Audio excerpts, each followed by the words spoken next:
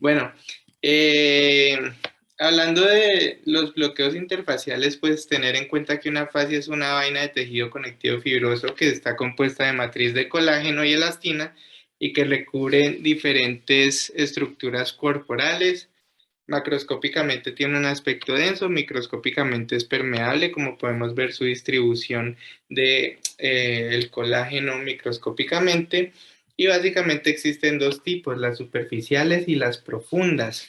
Las superficiales pues van a ser subtérmicas, es una fascia delgada, y la profunda va a dividirse básicamente en tres tipos de fascias: la aponeurótica, que las aponeurosis básicamente son fascias de inserción de los músculos, son tendones de inserción, o también digamos que nos sirven para contener grupos musculares. Las fascias profundas musculares o epimiciales, que se van a encargar de rodear a cada músculo per se individualmente, y las fascias viscerales, pues que rodean diferentes órganos del cuerpo humano. Acá pues vemos esa misma división de la doctora Carla Esteco, que es muy reconocida en, el, en el estudio de fascias. Vemos como las fascias o los planos interfaciales van a estar regidos por unas propiedades biomecánicas. Primero, por la presión hidráulica del volumen que inyectamos en este espacio potencial. Este nos va a generar un gradiente de presión que genera hidrodisección a través de este espacio. Además, el hecho de que estas fascias estén sometidas a la contracción y relajación muscular, pues básicamente la tensión, el elongamiento, van a sufrir del retroceso elástico y deslizamiento cada vez que haya una contracción o relajación muscular. Y además que van a recibir la transmisión de presiones cavitarias, ya sea de la cavidad abdominal o la cavidad torácica. Todo esto va a generar movimiento, todo esto va a generar fuerzas dinámicas que va a permitir la dispersión del volumen a través del tiempo. Básicamente lo que vemos en esta gráfica, en un seguimiento seriado de una resonancia magnética después de diferentes realizaciones de TAP, vemos como el área de cubrimiento de los TAP va aumentando a través del tiempo después de una inyección única. Y esto es gracias a todas estas fuerzas dinámicas, como digamos que nos aumentan la dispersión del volumen inyectado en el plano interfacial. El destino del volumen inyectado se puede quedar dentro del plano facial, cubriendo los nervios contenidos en este espacio, puede difundir hacia los tejidos y compartimientos adyacentes y tener un efecto analgésico local, ya sea en los músculos, estructuras óseas o los nervios locales adyacentes, o puede ser absorbido y transportado sistémicamente por la vasculatura y tener un efecto sistémico analgésico. Cuando vemos la anatomía, entonces esto es tener en cuenta que de la raíz dorsal viene toda la parte sensitiva de la médula espinal y de la raíz ventral la parte motora. Estas dos raíces se van a juntar para formar los nervios espinales, que van a ser mixtos, y estos nervios espinales también van a tener referencias autonómicas. Ahora bien, existe esta cadena comunicante que nos va a comunicar el nervio espinal con la cadena simpática.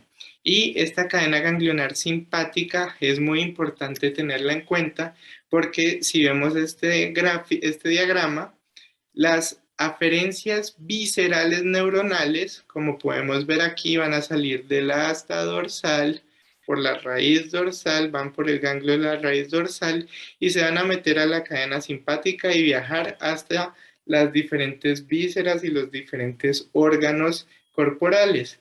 ¿Por qué es importante esto? Porque si nosotros con nuestros bloqueos interfaciales queremos tener un efecto analgésico visceral después de las cirugías, necesariamente el volumen que inyectemos va a tener que llegar a dos espacios: al espacio paravertebral, en donde vamos a tener ese ramo comunicante a la cadena ganglionar simpático, o a los forámenes intervertebrales, donde va a estar el nervio espinal per se, también es el ramo comunicante, porque solo así ese volumen va a lograr bloquear esa vía aferente nociceptiva visceral en estos casos. Quiero hacer una mención rápida de las guías Prospect. Son el Procedure Specific Postoperative Pain Management, Y básicamente estas guías fueron desarrolladas por un grupo de anestesiólogos y cirujanos europeos en el 2003 que buscaban hacer un manejo multimodal analgésico basado en la evidencia encaminado a una mejor recuperación postoperatoria para diferentes procedimientos quirúrgicos específicos. Esto es de la Sociedad Europea de Anestesia Regional y Terapia del Dolor. Y pues básicamente son guías de manejo analgésico multimodal en diferentes contextos analgésicos. Y quiero que a partir de los bloqueos de los que vamos a hablar hoy, veamos cómo estos son aplicados con base en la evidencia en diferentes guías internacionales. Entonces vamos a iniciar con el TAP. El TAP es el bloqueo del plano del transverso abdominal. Empezamos por la anatomía. La pared abdominal anterolateral básicamente va a estar compuesta por 4 músculos: el oblicuo externo, el oblicuo interno, el transverso del abdomen y el recto abdominal. Aquí podemos ver, digamos que un diagrama de estos 4 músculos y importante ver cómo están relacionados, cómo los 3 músculos anterolaterales que vienen siendo el oblicuo externo, el oblicuo interno y el transverso del abdomen tienen un recorrido anteromedial concéntrico hasta que llegan medialmente al recto abdominal y ahí sus aponeurosis se van a fusionar. Esta fusión es diferente dependiendo si la vemos a nivel infraumbilical o supraumbilical. A nivel infraumbilical, todas las aponeurosis van a ir por delante del recto abdominal, mientras que a nivel supraumbilical, el oblicuo interno va a tener 2 capas, una capa anterior y una capa posterior. La capa anterior se va a ir con la aponeurosis del oblicuo externo por delante del recto abdominal y la capa posterior se va a ir con el transverso del abdomen por detrás del recto abdominal. ¿Cuál es la meta del bloqueo del TAP? Depositar volumen anestésico dentro del plano transverso del abdomen. ¿Y cuál es ese plano? Ese plano es el espacio que existe entre el músculo transverso del abdomen y el oblicuo interno, y este básicamente va a contener los nervios toracolumbares. Estos nervios toracolumbares son de T6 a L1, básicamente de T6 a T11 son los intercostales, T2 es el subcostal y L1 vendría siendo el hilio hipogástrico e hilio inguinal. El bloqueo del TAP nos va a cubrir estos nervios y nos va a cubrir las ramas cutáneas anteriores del abdomen. ¿Esto qué nos va a proporcionar? Un bloqueo sensitivo somático de la pared abdominal anterior. Entonces, básicamente nos va a cubrir lo que son piel, músculos y peritoneo parietal. Ahora bien, cuando miramos esta imagen, vemos que la inervación del abdomen es una red de interconexiones de esas ramas cutáneas anteriores con las ramas cutáneas laterales, por lo que digamos que la cobertura y la distribución de los dermatomas no va a ser tan específica como se ve en los textos, sino que puede ser un poquito variable debido a la interconexión neuronal que existe. Hay diferentes abordajes del TAP. Vamos a empezar a hablar de cada uno de estos abordajes. El abordaje anterior lo vamos a hacer con un transductor lineal. Este transductor lo vamos a ubicar entre la espina ilíaca anterior superior direccionada hacia el ombligo, como podemos ver aquí la ergonomía de este procedimiento. Aquí ¿qué queremos identificar?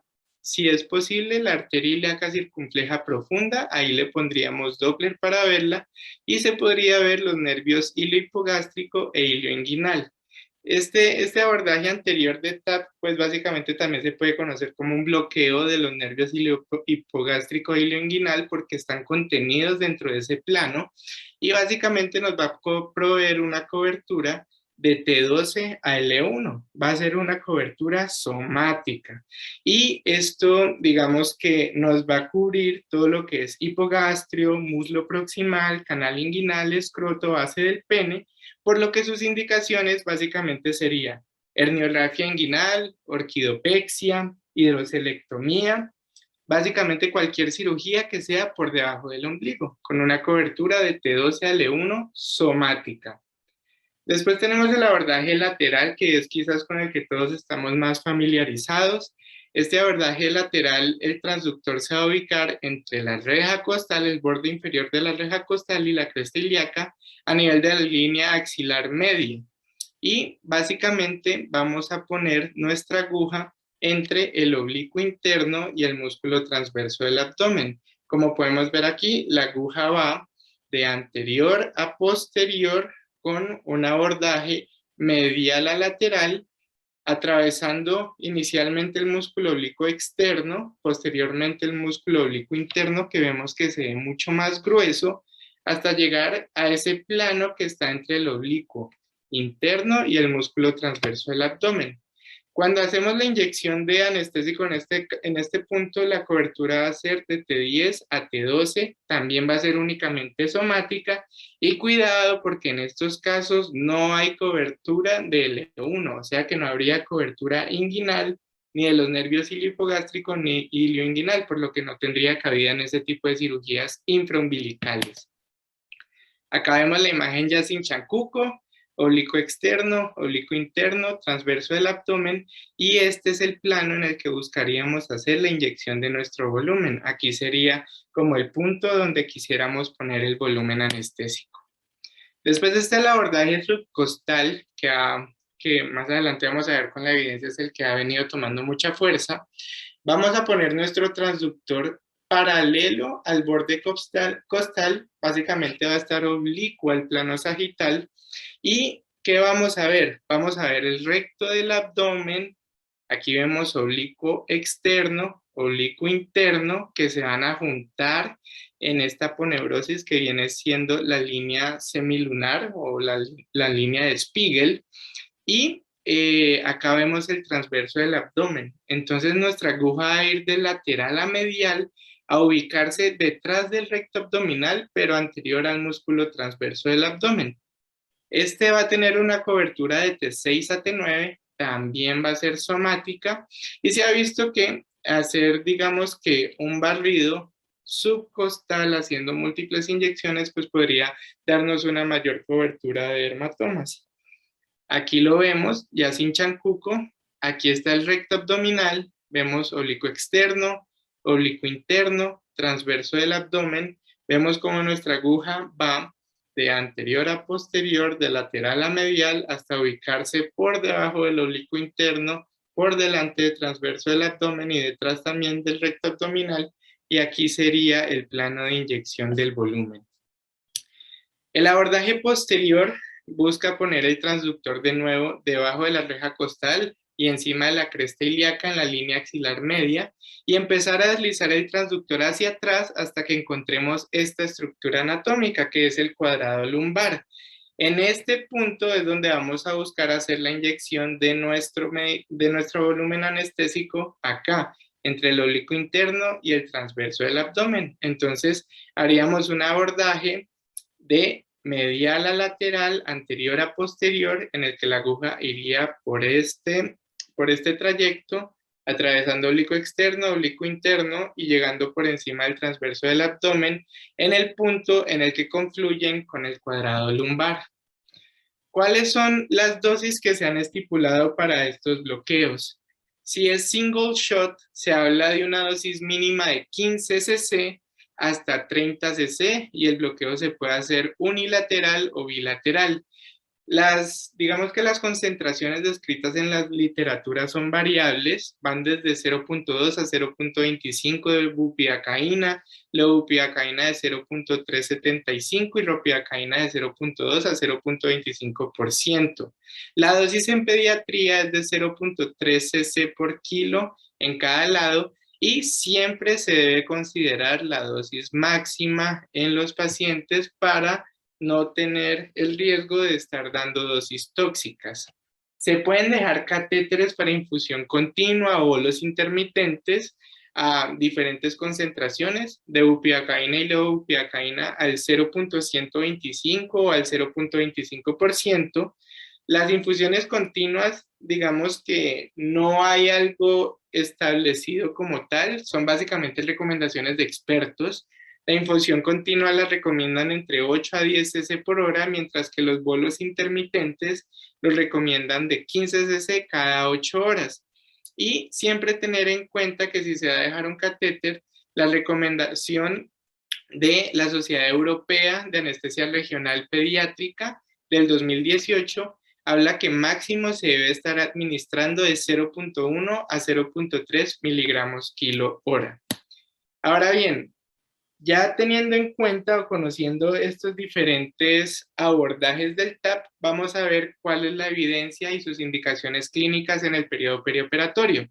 Y esto es una revisión narrativa que hizo el doctor Tran. Él es un anestesiólogo que trabaja en Canadá, muy reconocido en anestesia regional, y básicamente las recomendaciones que él da para el uso del TAP en diferentes contextos operatorios son para cesárea, siempre y cuando no se hayan utilizado opioides intratecales, para cirugía laparoscópica, un abordaje subcostal, si es que se decide hacer un abordaje regional, para cirugía colorectal abierta en caso tal de que no se haya podido poner o que no haya estado indicada una analgesia epidural torácica, y en apendicectomías abiertas hacer un TAP lateral o posterior. Aquí vemos un metaanálisis que se hizo sobre la eficacia analgésica del TAP en pacientes adultos que eran llevados a cirugía abdominal. El objetivo de este metaanálisis era determinar cuál era la efectividad analgésica del TAP en cirugía abdominal en adultos. Ellos hicieron una revisión sistemática en Medline, Embase, Cochrane, CINAHL, y digamos que los criterios de inclusión eran estudios aleatorizados de cirugías abdominales en el que compararan TAP versus control o placebo. Los desenlaces que buscaron eran cuánto era el consumo acumulado de morfina entre las 6 y 24 horas del periodo posoperatorio, la puntuación en la escala del dolor también en ese mismo rango posoperatorio, si hubo náuseas y vómito posoperatorio y qué complicaciones hubo reportadas. De esa revisión sistemática se obtuvo 31 estudios aleatorizados con 1.611 pacientes. Estos eran pacientes que fueron llevados a diferentes cirugías, ya fuera por laparotomía o laparoscopia, y pacientes con cesárea. Y la conclusión que tuvieron fue que independientemente del tipo de cirugía realizada, del tipo de anestesia, fuera anestesia general o anestesia neuroaxial, el momento de realización del bloqueo o el abordaje realizado, e independientemente del uso de analgesia multimodal, el TAP se asoció a menor consumo de morfina y menor puntuación en la escala de dolor a las 6 horas del periodo posoperatorio, dándole una evidencia de moderada calidad. Pero se enfatizó en este metaanálisis que no había beneficio ante la presencia de un opioide neuroaxial. A partir de esto, digamos que diferentes guías Prospect han venido añadiendo los bloqueos TAP en el manejo multimodal para diferentes cirugías. Aquí podemos ver la guía Prospect para el manejo de prostatectomía oncológica. Esta guía es del 2021 y ellos recomiendan el TAP subcostal en los casos de que la prostatectomía sea por vía laparoscópica o procedimientos robóticos, y este bloqueo debe hacerse bilateral. De igual manera, la guía Prospect para la hepatectomía abierta también recomienda el bloqueo TAP subcostal, single shot bilateral, e inclusive hablan de 4 punciones, 2 subcostales y 2 laterales, con un adecuado manejo analgésico. Aquí me gustaría hablar de la experiencia propia que tuve en mi rotación de alta complejidad, en la que la mayoría de las hepatectomías realizábamos este bloqueo. En este caso lo realizaba el cirujano, hacían el TAP subcostal y los requerimientos analgésicos posoperatorios disminuían drásticamente con una disminución del consumo de opioides. Y pues esto quería decirlo porque lo evidencié en mi práctica clínica y también vemos cómo está recomendado según la evidencia. De igual manera, se ha recomendado el bloqueo TAP para el reparo de hernia inguinal abierta, Básicamente sería un bloqueo ilioinguinal o iliohipogástrico.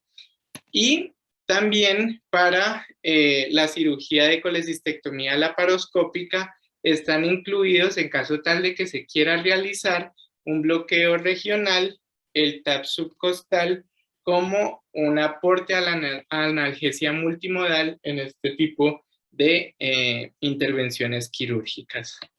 ¿Cuáles son las contraindicaciones al TAP? Pues que haya alergia a los anestésicos locales, que haya rechazo del paciente, infección local del sitio de punción o coagulopatía. ¿Y qué complicaciones podríamos tener? Pues que haya una perforación intestinal o peritoneal, lesión hepática, especialmente los subcostales, que se genere un hematoma, un neumotórax de nuevo en el subcostal, que haya toxicidad sistémica por anestésico local o una anafilaxia. Seguimos con el cuadrado lumbar como uno de los bloqueos para cirugía abdominal.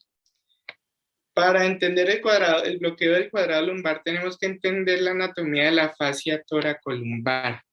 Esta fascia toracolumbar tiene origen en la aponeurosis del oblicuo interno y el transverso del abdomen.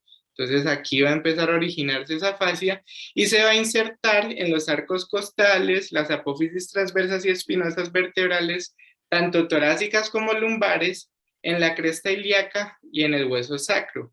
Y esta fascia básicamente nos va a separar los músculos propios de la espalda de los músculos de la pared abdominal posterior. Esto digamos que tiene una nomenclatura con base en el desarrollo embriológico de los músculos del tronco. Y básicamente esos músculos del tronco se dividen en un compartimiento hipaxial muscular anterior a la apófisis transversa. Aquí tendríamos el psoas y el cuadrado lumbar, y el compartimiento muscular epaxial posterior, que vendría siendo el músculo erector de la espina.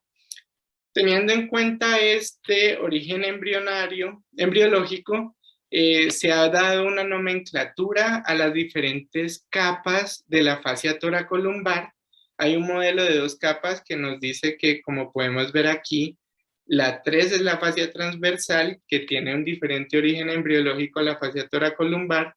La 2 sería la capa anterior y el 1 sería la capa posterior. Y está el modelo de 3 capas que básicamente nos dice, usted tiene la fascia transversalis e independiente de ella está la fascia toracolumbar con sus 3 capas.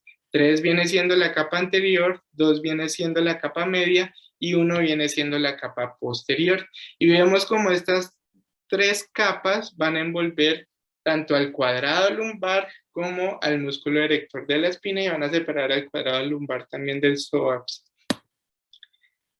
Aquí vemos esa fascia toracolumbar ya, digamos que un diagrama de cómo su inserción está asociada a la postura y digamos que a la estabilidad de la columna vertebral, especialmente a nivel lumbar.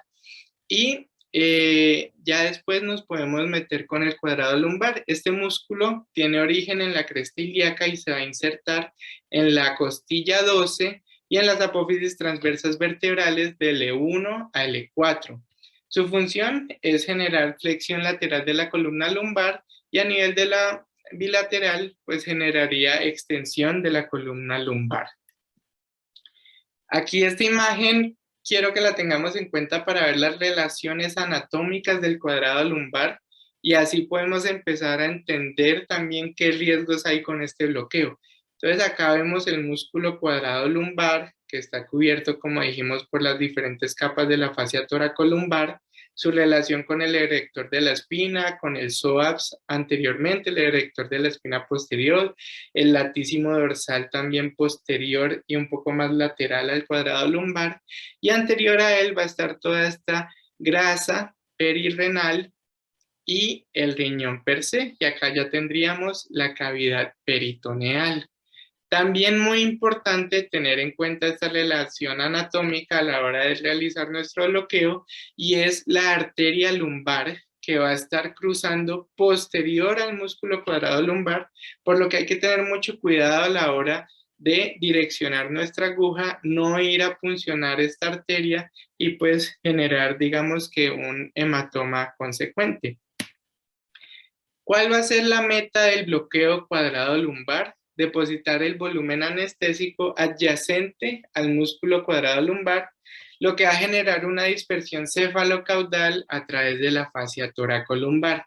Entonces, dependiendo del punto de inyección de nuestro bloqueo, vamos a tener, digamos que diferentes abordajes para el bloqueo del cuadrado lumbar y vamos a tener diferentes cubrimientos de dermatomas y dispersión del anestésico.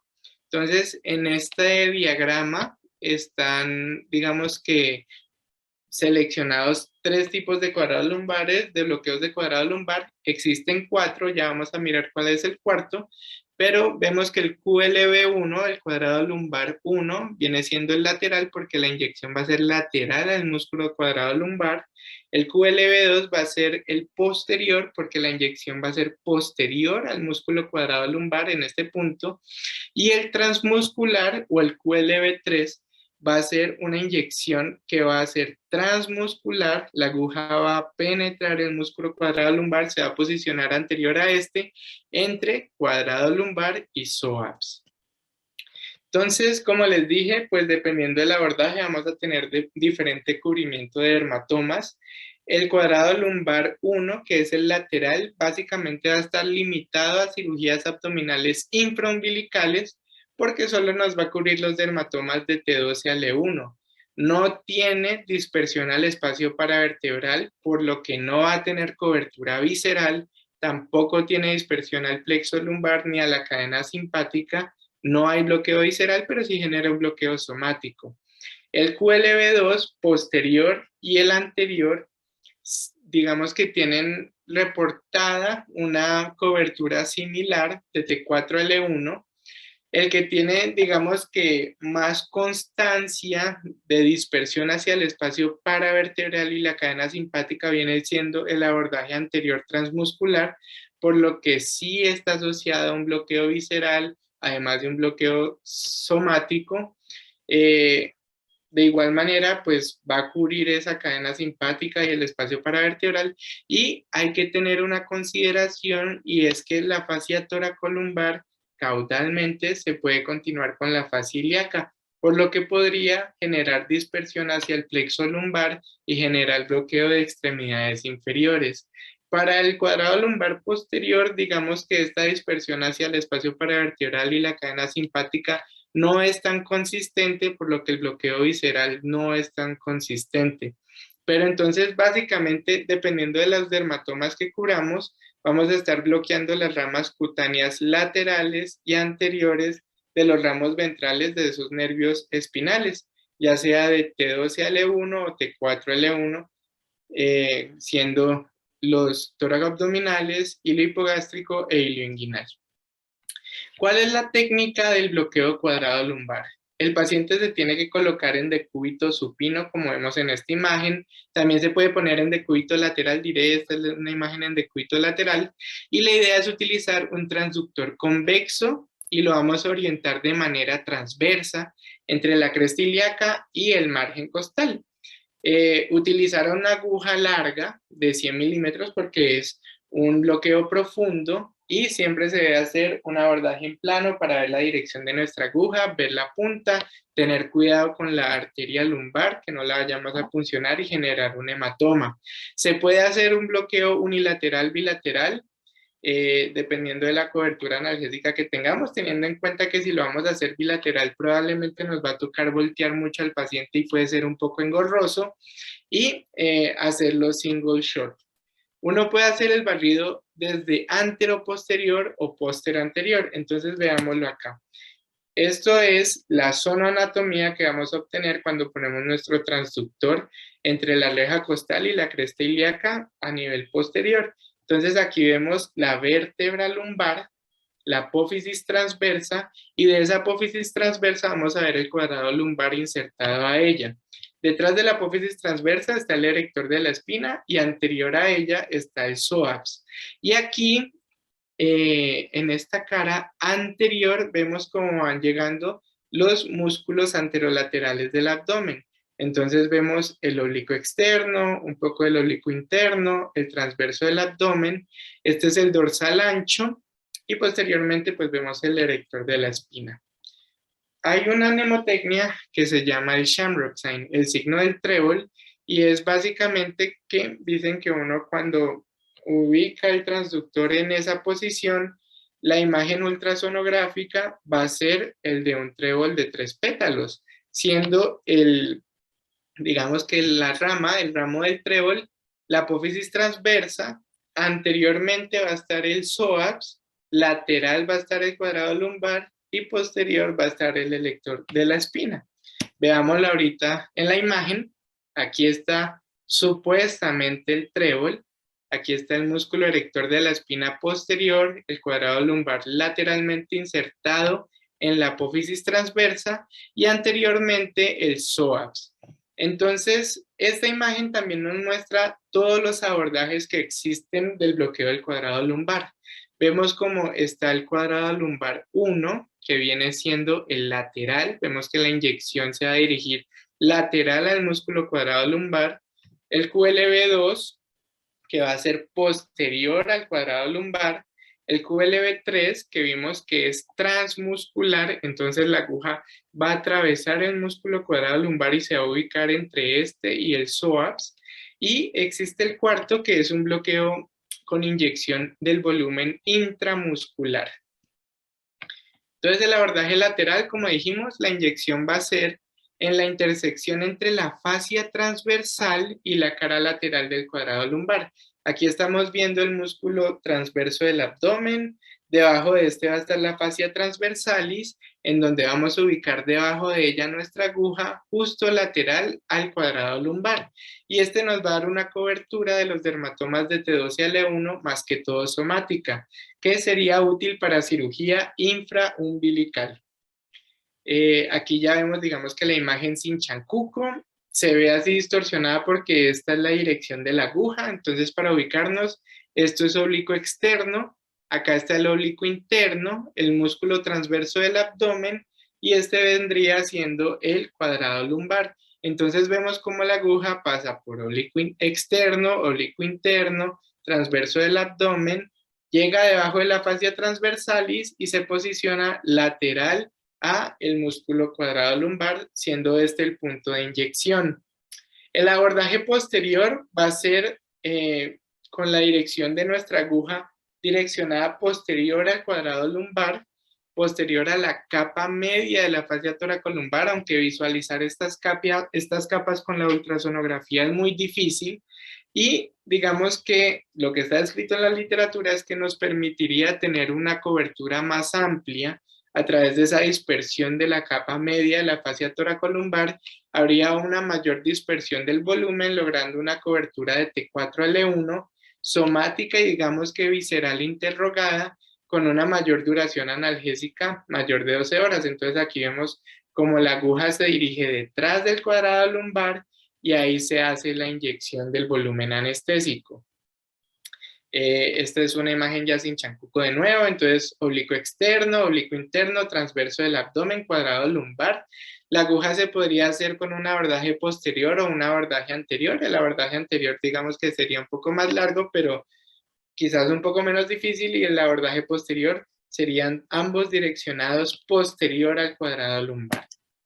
Ahora, quizás el verdadero bloqueo del cuadrado lumbar es el abordaje anterior o transmuscular.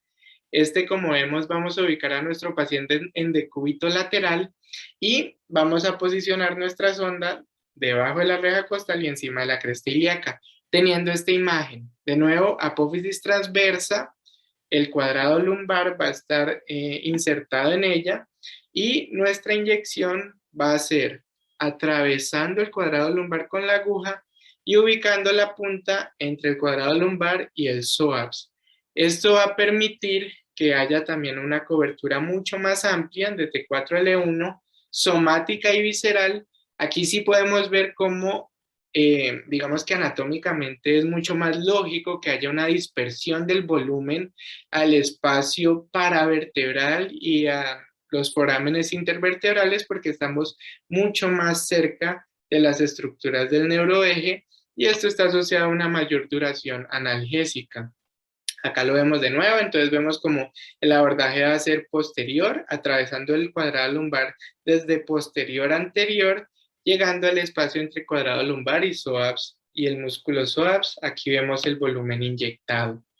El abordaje intramuscular simplemente lo quisimos mencionar porque está descrito, pero básicamente es hacer una inyección adentro del músculo del cuadrado lumbar. Eso digamos que tiene muchas implicaciones, eso es doloroso, inyectar un volumen intramuscular es doloroso, además de que puede generar miotoxicidad de los anestésicos que estamos inyectando. Se habla de que tiene una cobertura de T7 a T12, pero básicamente son reportes de casos y no ha tenido mucha acogida en el ámbito perioperatorio. ¿Cuáles son las dosis que están descritas para el cuadrado lumbar? Si vamos a hacer single shot con estas diferentes concentraciones de anestésicos, se habla de un volumen de 20 cc. En pediatría podríamos hacer entre 0.2 a 0.4 cc por kilo en cada lado, siempre considerando la dosis máxima. Esto es para volumen, ya sería calcular la dosis máxima dándole la concentración que le vamos a administrar a los pacientes. Y se podría dejar también catéter, digamos que hay reportes de casos en los que se dejan catéteres para infusión continua o bolos intermitentes, pero son reportes de casos, son esquemas heterogéneos con diferentes concentraciones de los anestésicos locales. Las infusiones continuas están descritas entre 5 a 10 cc por hora, mientras que los bolos intermitentes hablan de 15 cc cada 6 horas. De nuevo, la recomendación de la Sociedad Europea de Anestesia Regional Pediátrica del 2018, nunca excederse del 0.1 a 0.3 miligramos por kilo hora en caso tal de dejar un catéter para administración continua de un medicamento, en este caso anestésico local. Entonces, ya yendo a la evidencia del cuadrado lumbar en el contexto perioperatorio, vamos a ver que el mayor nivel de evidencia va a ser en cesárea. Por el momento, la evidencia más robusta va a ser en cesárea.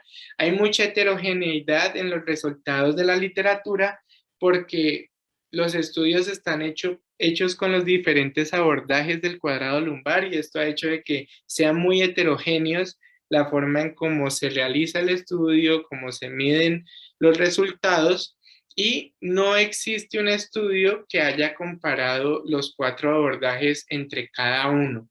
Entonces, por el momento, la evidencia más robusta es en cesárea. Veamos acá. Esta es una revisión sistemática y metaanálisis que se hizo del cuadrado lumbar para analgesia posoperatoria tras cesárea.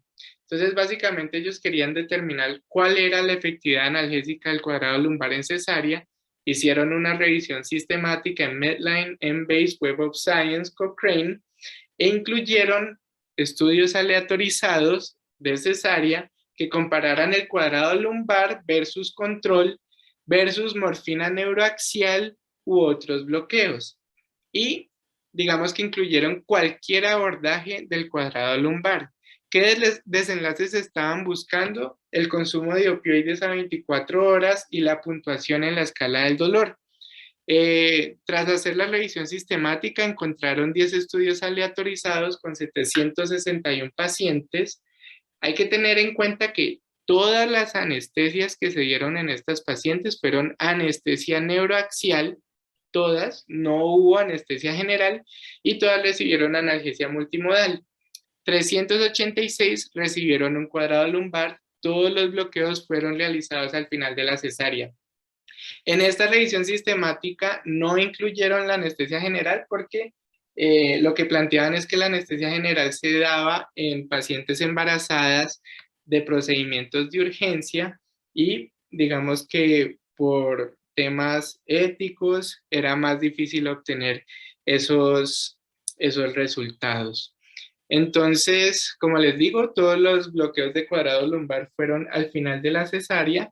La mayoría fueron un abordaje posterior, o sea, un bloqueo del cuadrado lumbar 2, y los resultados que arrojó fue que hubo un menor consumo de opioides a 24 horas versus control, hubo una reducción de 10 miligramos equivalentes de morfina, además de una menor puntuación en la escala de dolor a 12 horas versus control, pero no hubo superioridad a la morfina neuroaxial.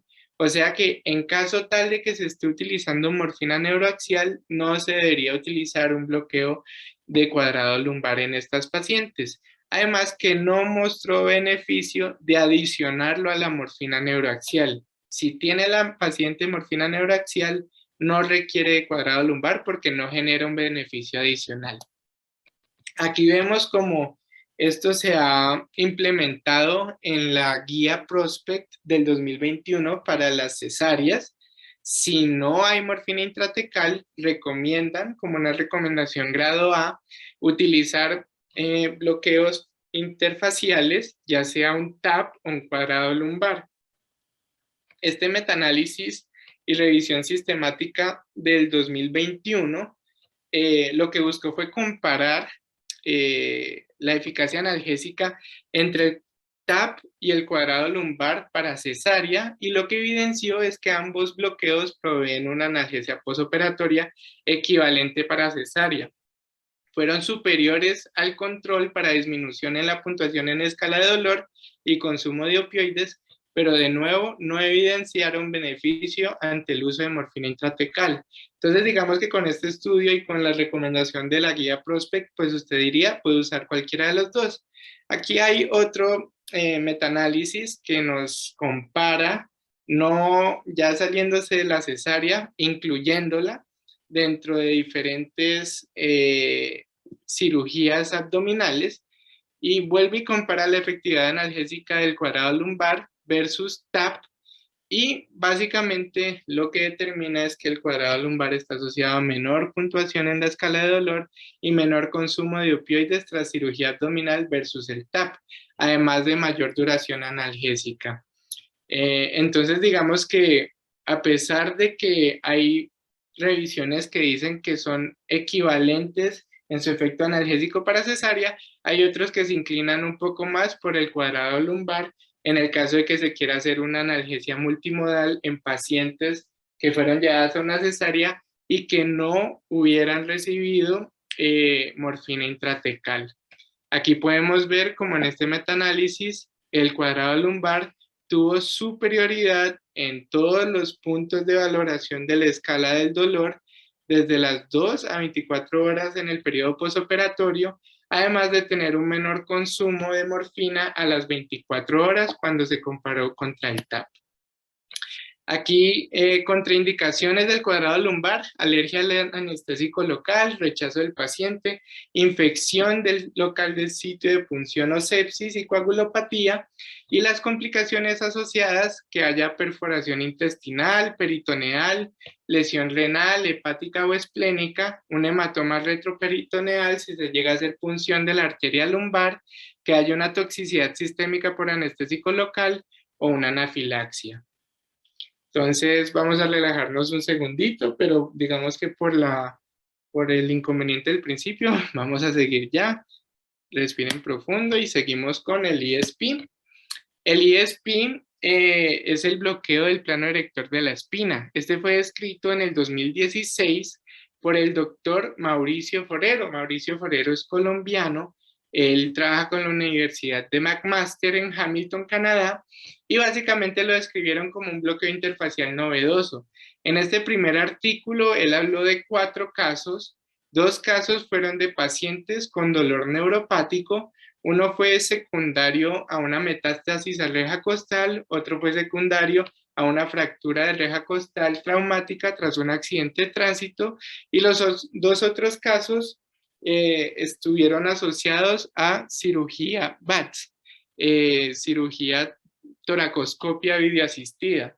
Básicamente lo que encontraron es que este bloqueo estaba asociado a un adecuado manejo analgésico con disminución de la escala visual análoga del dolor, además de resolución de la alodinia en los pacientes que tenían dolor crónico, neuropático, y en el caso de los BATS, digamos que se asoció a mejor manejo del dolor y disminución en el uso de opioides posoperatorio. Entonces, cuando hablamos del ESP, de la anatomía del ESP, tenemos que tener en cuenta que este es un músculo que se origina de un tendón conjunto en el sacro, en la cresta ilíaca y las apófisis espinosas lumbares, y tiene inserciones, pues él va a estar conformado por tres músculos: el espinoso, el longuísimo y el iliocostal. Aquí los vemos: el espinoso o espinal, que es el más medial, el longuísimo, que es el intermedio, y el iliocostal. El espinoso se va a insertar en las apófisis espinosas torácicas. El longuísimo, que es el más largo, se va a insertar en las costillas, apófisis transversas torácicas, y va a llegar hasta la mastoides. Y el iliocostal se va a insertar en los ángulos costales y las apófisis transversas cervicales. Entonces, de nuevo vemos esta imagen para ver las relaciones anatómicas del músculo erector de la espina con sus tres músculos que lo conforman. Vemos como él también está rodeado por la fascia toracolumbar, que lo hace un músculo posterior de la espalda. Y aquí quiero que veamos cuáles son las estructuras nerviosas que van a estar involucradas en este bloqueo.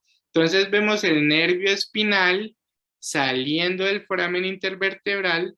Aquí está el nervio espinal, nos da el ramo comunicante a la cadena simpática, y después este nervio espinal se va a dividir en el ramo dorsal, que se va a inervar digamos que todo el compartimiento posterior, toda la parte de los músculos de la espalda y las estructuras óseas posteriores del cuerpo, y el ramo ventral nos va a dar la inervación anterolateral del tórax y del abdomen. Entonces esos ramos ventrales intercostales van a venir por acá y van a darnos unas ramas cutáneas laterales y unas ramas cutáneas anteriores que van a viajar. El nervio intercostal va a viajar entre el músculo intercostal íntimo y el músculo intercostal externo, y nos va a dar esas dos ramas cutáneas en el tórax. Entonces, estas van a ser las estructuras nerviosas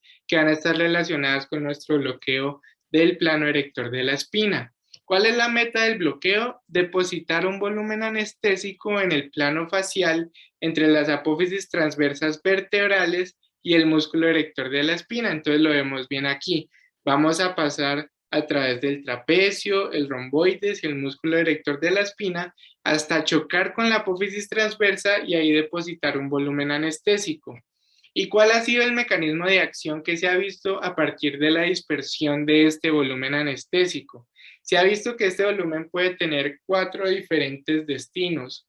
Uno anterior, que como podemos ver, se va a meter al espacio paravertebral, va a bloquearnos el ramo ventral del nervio espinal, y también puede meterse al foramen intervertebral, llegando a cubrir espacio epidural, además de los espacios intercostales. Todo esto básicamente, ¿en qué se va a traducir? En analgesia visceral, aparte de la somática que nos puede dar.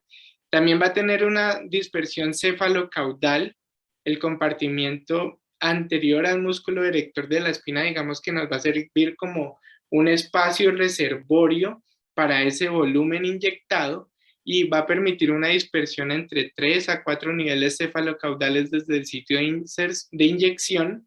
Aquí quiero mostrarles cómo a partir de ese espacio donde se generó la inyección, las diferentes fuerzas dinámicas, ya sea de la presión pleural negativa o la contracción muscular, van a hacer que el volumen que inyectamos se empiece a transmitir y a tener una dispersión anterior, lo que de nuevo permite que ese volumen llegue al espacio paravertebral, llegue a los forámenes intervertebrales, y por ende logre tener un bloqueo visceral, que es por lo que vemos que este abordaje analgésico es tan favorecido y tiene tan buenos resultados en las diferentes cirugías que lo utilizamos.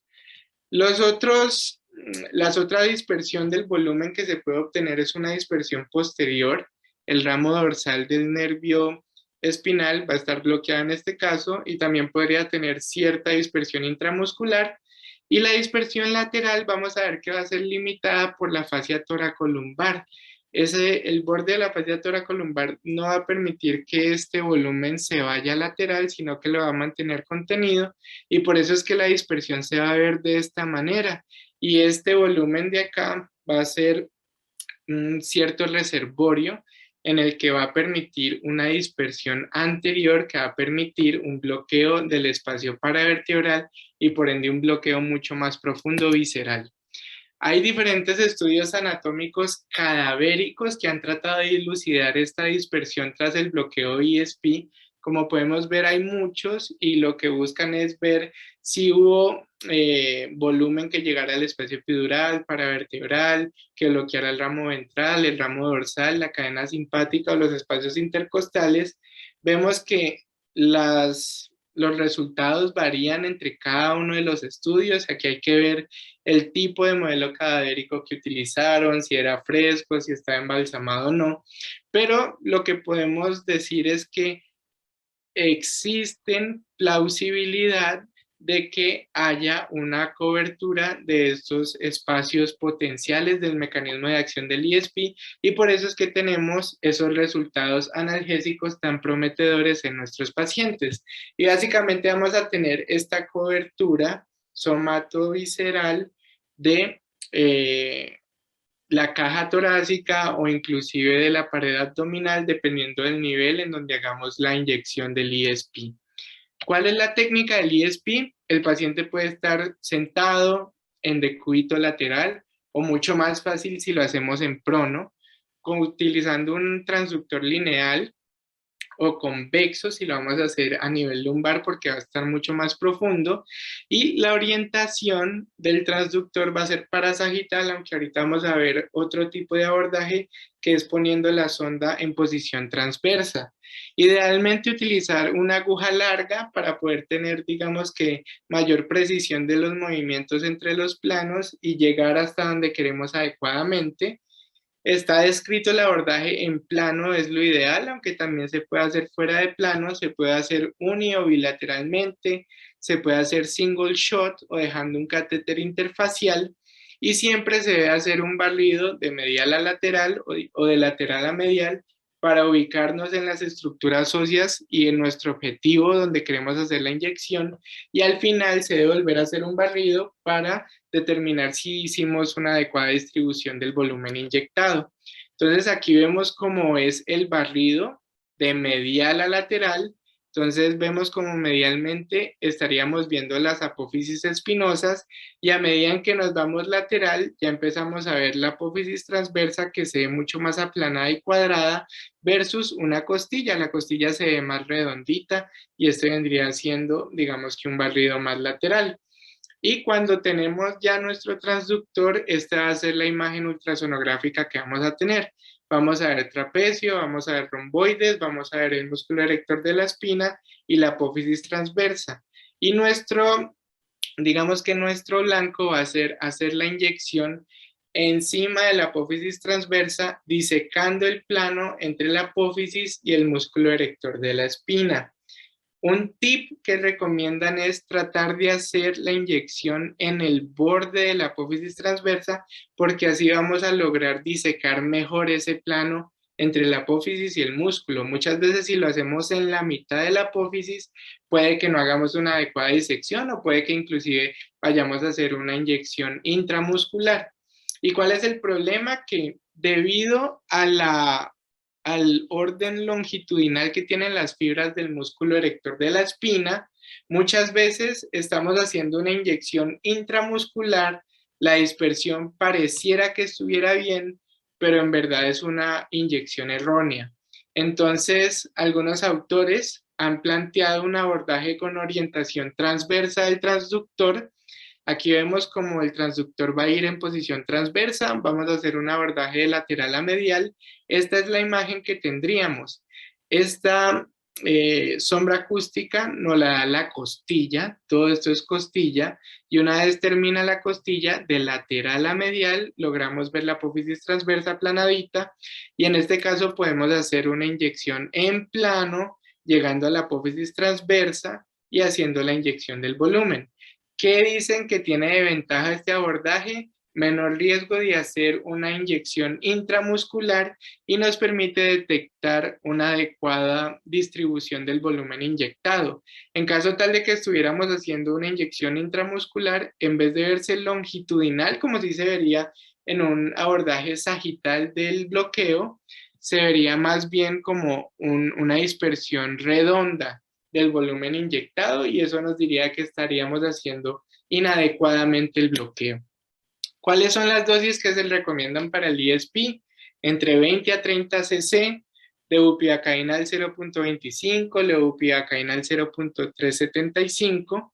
Se habla de que se debe dar un volumen de 3.6 cc por dermatoma que se quiera cubrir y en pediatría las dosis son de 0.3 a 0.4 cc por kilo, siempre considerando la dosis máxima.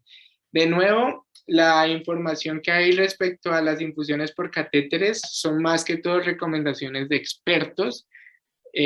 Por lo general son con concentraciones más bajas de anestésicos locales, entre 0.125 a 0.25%. Si se deja en infusión continua, dejar la infusión a 8 o 10 cc por hora con bolos de rescates de 8 cc cada 60 minutos. Y si se van a hacer bolos intermitentes de 10 a 15 cc cada 3 horas con bolos de rescates de 5 cc cada 30 a 60 minutos. De nuevo, esto es recomendación de expertos y siempre tener la recomendación de la ESRA pediátrica del 2018 de no excedernos en caso tal de un catéter en la dosis máxima de 0.1 a 0.3 miligramos por kilo hora. Dependiendo del nivel de punción en el que hagamos el ESP, digamos que vamos a tener diferentes cubrimientos de áreas anatómicas y por ende pues diferentes usos en diferentes contextos quirúrgicos. Entonces, ya viendo en dónde hay mayor evidencia para el ESP, vamos a ver que básicamente va a ser para cirugía de tórax, cirugía de seno, cirugía cardíaca y algunas cirugías abdominales. Aquí este estudio del 2019 fue un estudio aleatorizado prospectivo en el que buscaron determinar cuál era la eficacia analgésica del ESP en la toracoscopia videoasistida. Entonces, básicamente aleatorizaron 60 pacientes, los que recibían el manejo con ESP tenían el ESP single shot previo a la cirugía a nivel de T5 con 20 cc de bupivacaína al 0.25% y el control pues no le da ningún bloqueo. Todos recibieron anestesia general y analgesia multimodal y los desenlaces que buscaban era la puntuación en la escala del dolor, el consumo de opioides y los eventos adversos. La conclusión del estudio es que el ESP se asoció a menor consumo de opioides, menor puntuación en la escala de dolor y menor incidencias de náuseas y prurito a 24 horas en el posoperatorio, siempre asociándose a analgesia multimodal. Posteriormente también habría un estudio que comparó el ESP con el bloqueo paravertebral torácico, de nuevo en BATS, teniendo en cuenta que el bloqueo paravertebral ha sido como el bloqueo de elección, especialmente la toracotomía. Entonces digamos que era un tipo de gold standard al que lo estaban comparando, también sería la epidural, pero en este caso lo compararon contra el paravertebral. Y en este caso hicieron un estudio aleatorizado con 88 pacientes. Ambos, la inyección fue a nivel de T5, tras la inducción anestésica, se dio un bolo inicial de 20 cc con lebupivacaína al 0.2% y le dejaron un catéter para una infusión de 8 cc por hora con lebupivacaína al 0.2% previo a la cirugía. Ambos casos recibieron anestesia general y analgesia multimodal. ¿Y cuáles eran los desenlaces que buscaron a 24 horas posoperatorio? Diferencia del promedio de puntuación en la escala de dolor, cantidad de rescate con fentanilo, cantidad de dermatomas cubiertos y la incidencia de náuseas y vómito posoperatorio. ¿Cuál fue la conclusión? El efecto analgésico del ESP fue equivalente al paravertebral en 24 horas posoperatorio en BATS. Entonces, no hubo inferioridad en el promedio de puntuación en la escala del dolor, tampoco hubo diferencia en el uso de fentanilo del rescate ni en náuseas y vómito posoperatorio, Y digamos que algo en lo que sí se vio superioridad del bloqueo paravertebral fue que tenía mayor cobertura de dermatomas, especialmente a nivel paraesternal, o sea, tenía mayor cubrimiento del área medial del tórax. Pero lo que dilucidaron es que no era inferior al bloqueo paravertebral para cirugía videotoracoscópica. Y esto aquí ha llevado a que las guías Prospect recomienden, esta guía fue publicada en el 2022, el bloqueo ESP, ya sea single shot con una recomendación grado A o por infusión continua con una recomendación grado B, para la cirugía videotoracoscópica. También se ha visto y se ha comparado, digamos que el uso del ESP en cirugía cardíaca. Aquí hay un estudio que buscó comparar la eficacia analgésica del ESP versus una epidural torácica en cirugía cardíaca electiva. Aleatorizaron 50 pacientes, unos recibieron ESP bilateral a nivel de T5, le dejaron catéter y la epidural se puso entre C7 a T1. Esta intervención analgésica se realizó previo a la inducción. Ambos casos recibieron un bolo de 15 cc de bupivacaína al 0.25%, seguido de una infusión de 0.1 cc kilo hora con bupivacaína al 0.125 y lo dejaron por 2 días. Y buscaron estos desenlaces: puntuación en la escala de dolor en reposo y dinámica, estancia en UCI y tiempo bajo ventilación mecánica invasiva y resultados de espirometría. ¿Cuál fue la conclusión? Que el ESP es una alternativa útil en los pacientes que se busque hacer fast track, o digamos que en los que se quiere involucrar el protocolo ERAS de cirugía cardíaca para una recuperación acelerada después de cirugía cardíaca y digamos que una menor estancia hospitalaria. La escala del dolor postoperatorio a 12 horas fue comparable entre el ESP y la epidural, aunque hubo analgesia superior con la epidural entre las 24, 36 y 48 horas, pero en promedio hasta las 48 horas ambos grupos tuvieron una puntuación en la escala visual análoga igual o menor a 4 de 10, por lo que se consideraba que era un resultado aceptable para el ESP y no hubo diferencia en los demás desenlaces. También se ha buscado evaluar la efectividad del ESP en cirugía laparoscópica de colecistectomía. Este es un estudio aleatorizado prospectivo con 30 pacientes. 15 recibieron ESP, 15 no recibieron ESP. El ESP se realizó a nivel de T9 con 20 cc de bupivacaína al 0.375 single shot bilateral, pero se realizó tras la cirugía. Recibieron anestesia general y analgesia multimodal todos los pacientes, y los desenlaces que se buscaron fue la puntuación de escala del dolor y consumo de tramadol posoperatorio, encontrando que el ESP se asoció a menor consumo de tramadol a 12 horas del posoperatorio y menor puntuación en la escala de dolor en 3 horas posoperatorio. Entonces vemos que tiene eficacia analgésica en cirugía en la colecistectomía. Después digamos que se quiso comparar con uno de los bloqueos abdominales, en este caso con un TAP subcostal, también un estudio aleatorizado con 68 pacientes, 34 con ESP, 34 con TAP subcostal, el ESP realizándose a nivel de T7, single shot bilateral, y el subcostal también con 20 cc de bupivacaína al 0.375, single shot y bilateral. Todos los pacientes recibieron anestesia general y analgesia multimodal. Los bloqueos se realizaron previo al inicio de la cirugía y básicamente lo que concluyeron es que el ESP estuvo asociado a menor consumo de tramadol y menor puntuación en la escala del dolor a 24 horas posoperatorias versus el TAP. Entonces se vio que tuvo una superioridad analgésica versus el TAP, aunque no hubo diferencia en el requerimiento intraquirúrgico de fentanilo. ¿Cuáles son las contraindicaciones al ESP? Que haya alérgica a los anestésicos locales, que haya rechazo del paciente, infección del sitio donde vayamos a hacer la punción o coagulopatía. Y las complicaciones asociadas puede ser que se desarrolle un neumotórax, un hematoma, una toxicidad sistémica por anestésico local, anafilaxia o bloqueo fallido. Por último, vamos a hablar del PEX y del cerrato. Esta imagen se ve un poquito escandalosa, pero solo quiero que tengan en cuenta estos nervios.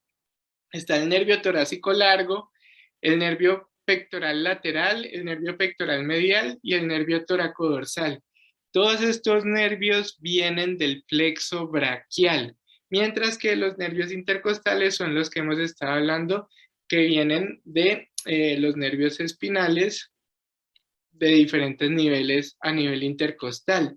Pero entonces aquí ya empezamos a involucrar nervios del plexo braquial dentro de nuestros bloqueos. Y aquí los podemos ver relacionados a la anatomía que vamos a estar manejando.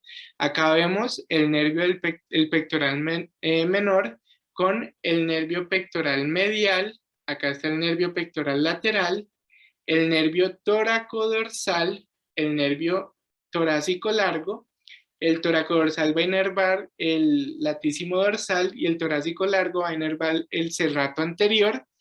Y aquí podemos ver el músculo serrato anterior y todos los nervios intercostales que también van a estar asociados a la inervación de la pared lateral de la caja torácica y por ende también digamos que van a estar involucrados en la analgesia para cirugía de mama. Entonces, ¿cuál va a ser el recorrido de los nervios que vamos a estar, en donde vamos a estar, digamos que incidiendo? Acá vemos el pectoral mayor, aquí vemos el pectoral menor. Van a ser referencias anatómicas importantes para nuestros bloqueos. Aquí vemos el nervio espinal, como se mete entre el músculo intercostal íntimo y el músculo intercostal interno, y nos va a dar la rama cutánea lateral, que nos va a dar la inervación cutánea lateral de toda la cara lateral del tórax, y aquí vemos su relación con el músculo dorsal ancho. Entonces, ¿cómo es el bloqueo PEC1? Utilizamos una sonda lineal, nos ubicamos debajo de la clavícula y vamos haciendo un barrido desde medial a lateral, de superior a inferior y siempre direccionándonos lateral. Aquí vamos a ver los dos pectorales. Encima vemos el pectoral mayor, debajo vemos el pectoral menor. El brazo es muy importante que esté en abducción a 90 grados para que nos permita ver mejor nuestros planos, y la inyección va a ser entre estos dos planos musculares. Aquí podemos ver el nervio que vamos a estar bloqueando. En este caso van a ser los nervios pectorales medial y lateral. Siempre debemos buscar la arteria toracoacromial que va a estar viajando en este plano. Uno, porque los nervios van a estar alrededor de esta arteria, y dos, porque al puncionarla pues podríamos generar un hematoma. Y el volumen que se ha descrito para este bloqueo es de 0.2 cc por kilo, en alrededor de 10 cc en esta inyección. Aquí vemos de nuevo ya sin chancuco, pectoral mayor, pectoral menor. Este es el plano en el que nosotros queremos poner nuestra inyección, y aquí podríamos encontrar el nervio pectoral lateral, nervio pectoral medial, y tener mucho cuidado con la arteria toracoacromial. El PEC2 fue, digamos que una ampliación del PEC1, entonces básicamente va a constar de dos inyecciones. La inyección de 10 cc en el espacio del PEC1, o sea, entre el pectoral mayor y pectoral menor, y una segunda inyección entre el pectoral menor y el serrato anterior. Entonces, para encontrar esta imagen, ¿qué hay que hacer? Volvemos a poner nuestro transductor en la posición del PEC1 y seguimos deslizándonos de superior a inferior, de medial a lateral, nos vamos yendo lateral a lateral hasta que encontramos el serrato anterior a nivel de la línea axilar anterior y la cuarta costilla. Y básicamente aquí vamos a lograr cubrir no solo los nervios pectoral medial y lateral que se cubrían con el PEC1, sino que también vamos a cubrir las ramas cutáneas laterales de los nervios intercostales de T2 a T4, el nervio torácico largo, y también se podría bloquear el nervio toracodorsal. La dosis del PEC2 se habla de que se puede poner entre 0.2 cc por kilo en cada inyección, o un total de 0.4 cc por kilo, distribuidos como usted piense adecuado, como mínimo poniendo 10 cc en el PEC 1. Este es el barrido ecográfico que hace el doctor Blanco en la descripción de su bloqueo. Vemos como él inicia viendo la sombra acústica de la clavícula, ahí vemos el músculo subclavio, el pectoral mayor y los vasos axilares. Él se empieza a bajar, ya no vemos la clavícula, vemos los vasos, pero empezamos a ver pectoral mayor y pectoral menor. Y continúa bajando el transductor y yendo hacia lateral hasta que vemos esta imagen, es como una bandera. Pectoral mayor, pectoral menor, y aquí vemos el serrato que está encima de los músculos intercostales. Entonces, la primera inyección va a ser entre pectoral mayor y pectoral, que es el PEC1, y la segunda inyección va a ser entre el pectoral menor y el serrato anterior, que sería en este plano. El bloqueo del serrato anterior, del plano del serrato anterior, es una inyección que se va a dar entre el serrato anterior, que es este músculo de acá, y el dorsal ancho, que va a estar más superficial. Para ver esta imagen, digamos que vamos a ubicar nuestro transductor en el quinto espacio intercostal, línea media axilar, con una orientación oblicua, como lo vemos en esta imagen, y básicamente podemos tener dos puntos de inyección, encima del serrato anterior o debajo del serrato anterior. Y esto básicamente nos va a bloquear las ramas cutáneas laterales de los nervios intercostales de T2 a T9, el nervio torácico largo y el nervio toracodorsal. Estas son las dos inyecciones que les digo. Aquí es una inyección debajo del serrato anterior y aquí es una inyección encima del serrato anterior. ¿Qué hay que tener en consideración con estos dos abordajes diferentes? Si lo hacemos encima del serrato anterior, ahí vamos a tener probabilidad de bloquear los nervios toracodorsal y torácico largo, porque estos viajan en ese plano, mientras que si lo hacemos más profundo, únicamente estaríamos bloqueando las ramas cutáneas laterales de los nervios intercostales. Entonces, ¿cuáles son las dosis que hablamos? Para el PEC1 10 cc, para el PEC2 sumarle 20 cc, y para el serrato se habla de entre 20 a 30 cc. En pediatría, de nuevo, entre 0.2 a 0.4 cc por kilo, siempre considerando la dosis máxima, y se podría dejar catéter para infusión continua, es lo único que está reportado en la literatura, no hay infusiones por bolos hasta el momento reportadas, y la infusión continua se reporta entre 6 a 10 cc por hora. ¿Cuáles son las indicaciones del PEX? Para el PEX1, digamos que uno lo puede utilizar para insertar marcapasos o realizar biopsias, mientras que el PEX2 ya nos permite tener, digamos que una mayor cobertura, por lo que es útil en cirugía de mama, en donde tiene un nivel de recomendación de evidencia 1A. Se utiliza en mastectomías simples, radicales, radical modificada, cuadrantectomía lateral o reconstrucción de mama, y el bloqueo del plano del serrato está recomendado para VATS, cirugía videotoracoscópica, para fracturas costales y para cuadrantectomías laterales. Eso lo logramos ver por esta, digamos que esta tabla nos muestra los nervios que cubrimos con cada bloqueo. Entonces, los intercostobraquiales y las ramas cutáneas laterales son cubiertas por el PEX2 y el bloqueo del plano del serrato anterior. Entonces, nos sirven para biopsias de nodos centinela, si se va a hacer disección axilar de nodos linfáticos, sirve para lumpectomías, mastectomías parciales o totales y mastectomías radicales.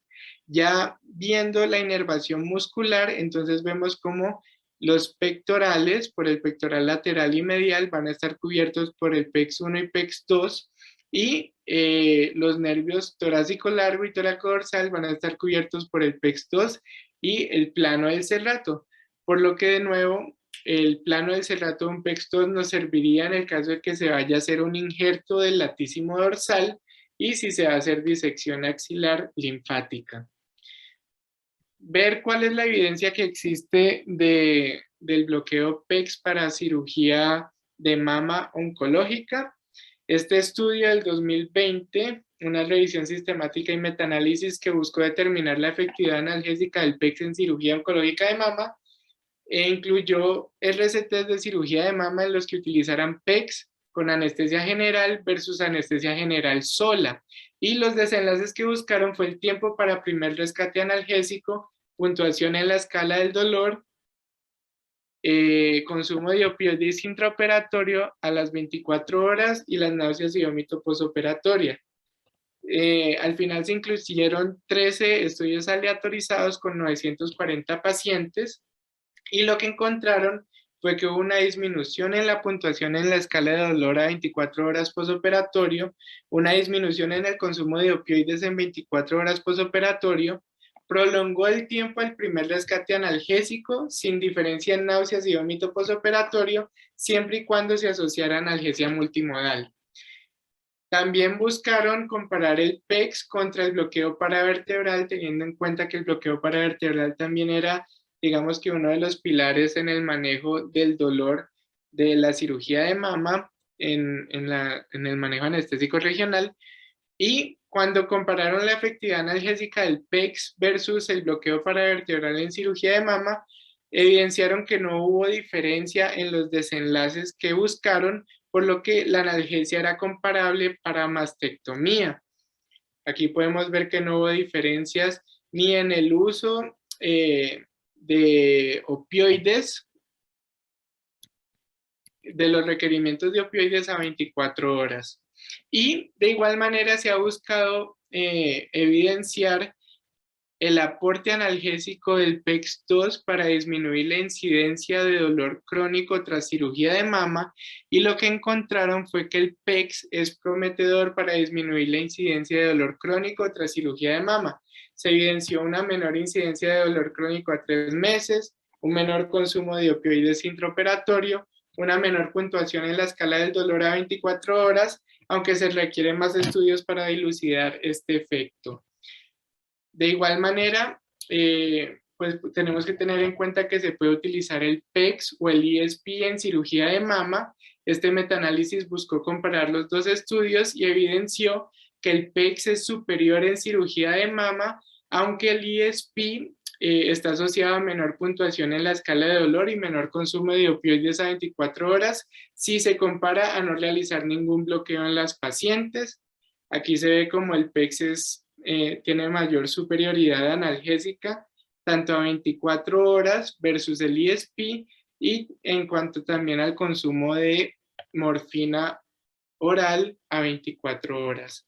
Y por eso es que las guías Prospect para cirugía de mama oncológica recomiendan el PEX para cirugía de mama.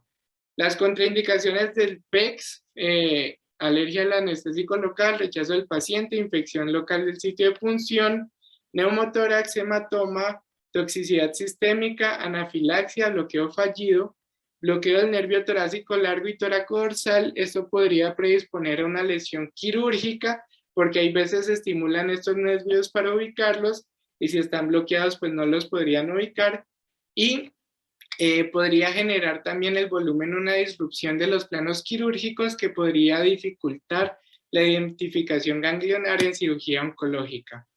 En cuanto a anticoagulación, existe una guía canadiense que habla de la clasificación de complicaciones hemorrágicas asociadas a estos bloqueos en pacientes que reciben anticoagulación o antiagregación.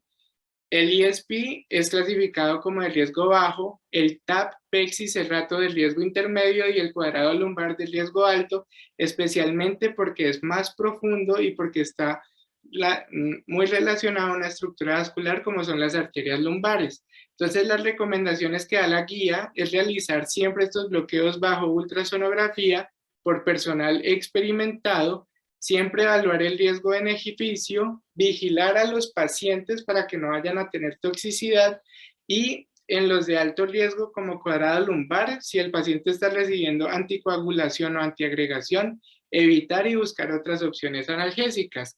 Ya si se va a dejar un catéter, pues se debe manejar según la guía del 2018 de la Sociedad Americana de Anestesia Regional para el manejo de catéteres. En pediatría, Hay que tener precauciones por mayor riesgo de toxicidad sistémica. Los planos anatómicos van a estar altamente vascularizados, por lo que puede haber absorción sistémica y concentración plasmática elevada, un alto gasto cardíaco.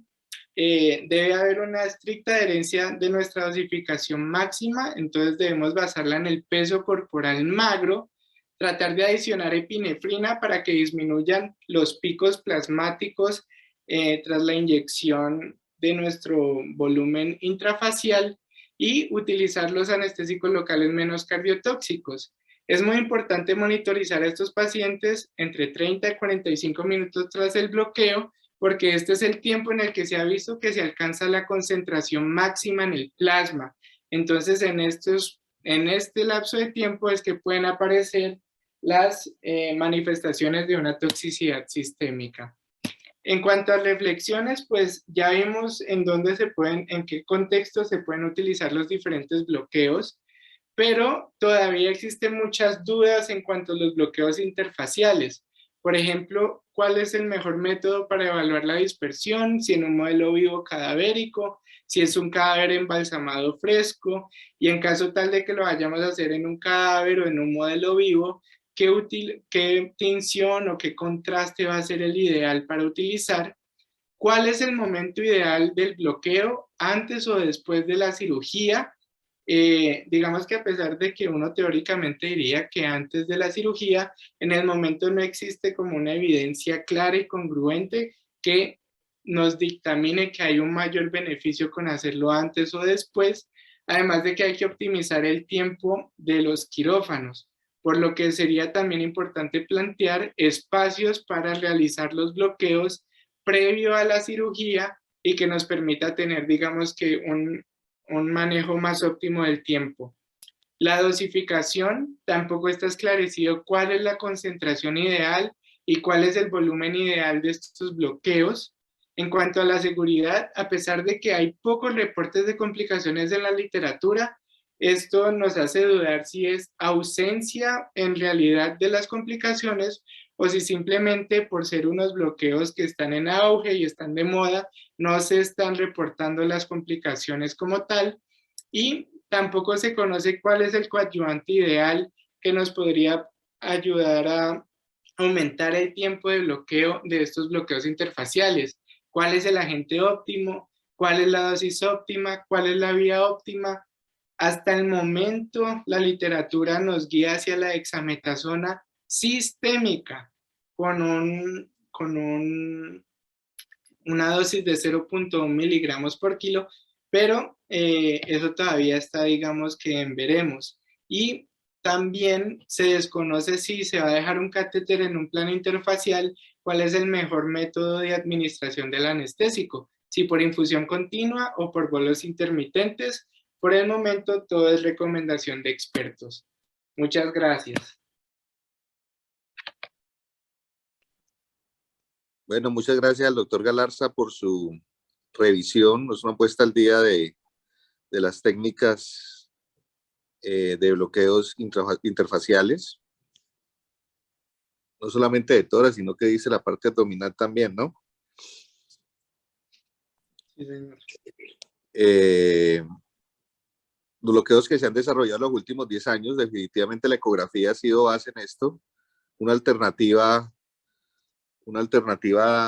más que ha venido surgiendo como manejo de la parte de dolor posoperatorio, sobre todo dentro del concepto multimodal que ya veníamos estudiando desde la década pasada.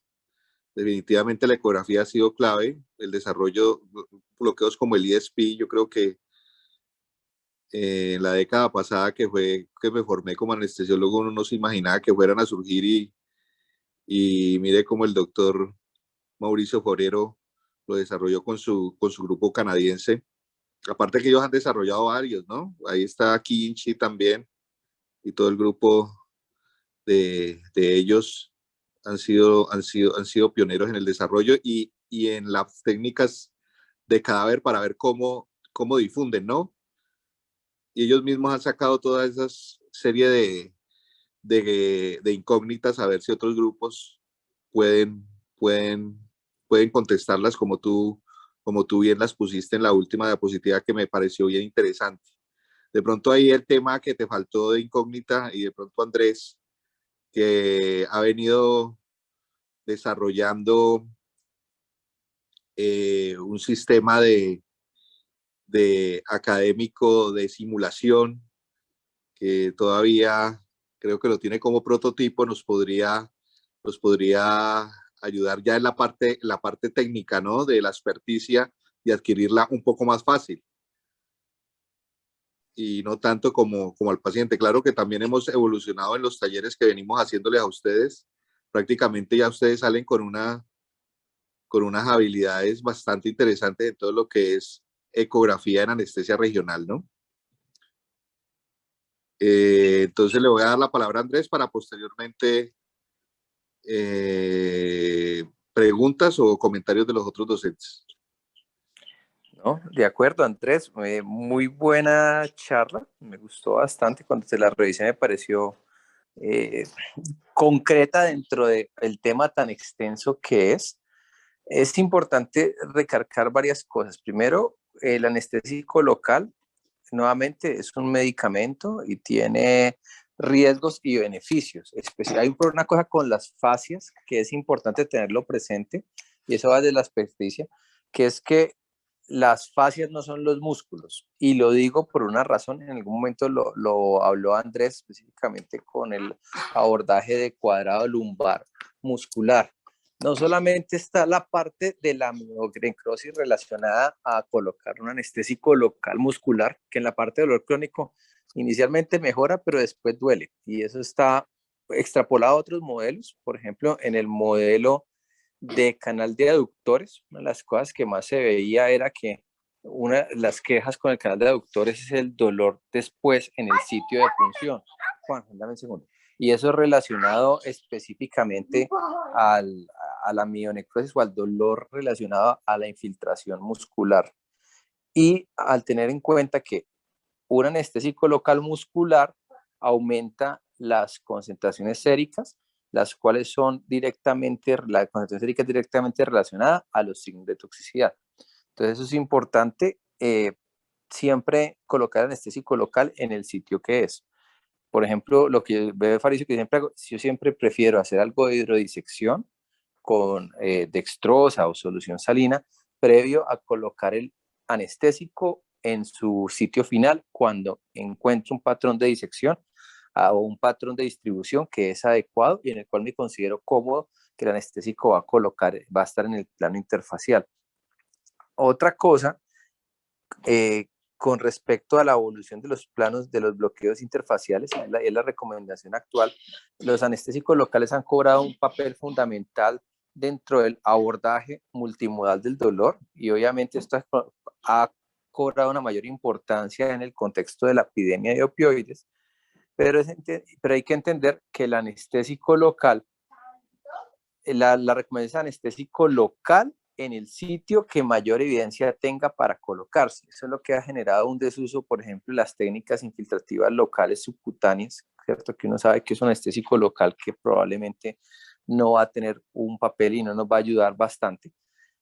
Y comparado con estas técnicas, entonces, la evidencia ha ido evolucionando. Creo que todavía falta mucho por investigar. Y hay que mirar pues qué va saliendo, y es una oportunidad para investigar y reportar casos y reportar las experiencias, ¿no? Para ir cada vez dándole más nivel de evidencia. Ya con respecto a la técnica, que era lo que me preguntabas, sí es importante, como todo, tener una asesoría, tener el equipo, eso es lo más importante. Los primeros casos, siempre la recomendación es estar acompañado mientras se adquiere una curva. Recordar que de todas maneras muchos de estos bloqueos son bloqueos profundos, ¿no? Y los bloqueos profundos no son libres de complicaciones.